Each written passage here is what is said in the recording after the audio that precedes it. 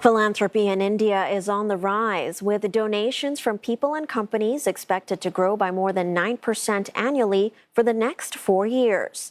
But according to a report by Bain & Company and NGO Dasra, funding would need to expand at more than twice that pace to meet the country's vast social needs. Rebecca Bundan followed this report for CNA from Mumbai. Drink.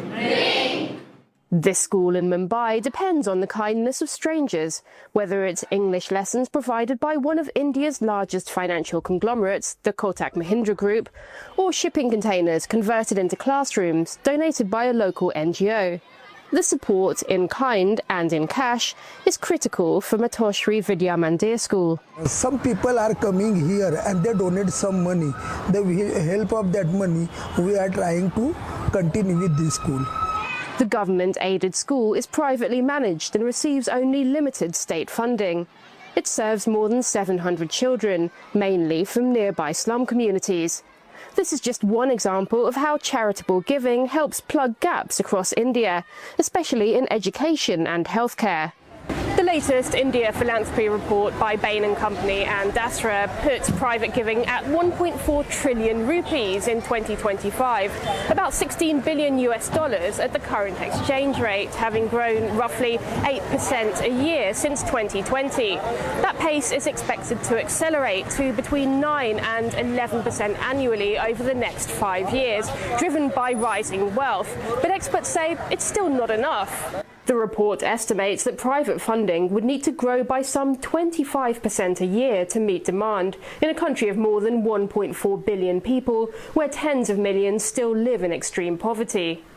The size is quite overwhelming, and therefore you see actually a pretty significant gap in what's required to actually solve some of our development issues. And therefore the role of philanthropy is actually to come in and provide innovation that ultimately leads to scale. But I think institutionalizing, having a lot more infrastructure to unlock this philanthropy, can maybe really move the needle eventually.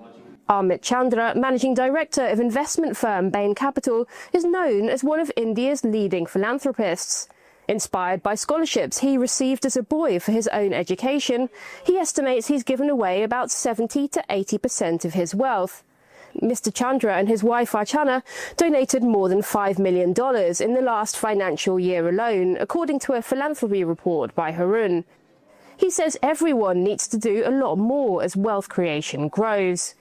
We have the opportunity to do, incredible amount of work to partner with the government to really change the fortune of still hundreds of millions of people. And I think that's where philanthropy really comes in. It's both an opportunity to make a difference and it's a responsibility to make a difference. India's government has been working to put more wealth back into the community. Since 2014, companies meeting certain financial thresholds have been required to spend 2% of their profits on social development. Still, it's Indian families who are the cornerstone of private charitable giving in the country, according to the philanthropy report. But wherever they come from, for schools like Matoshri Vidya Mandir, the contributions can be life-changing.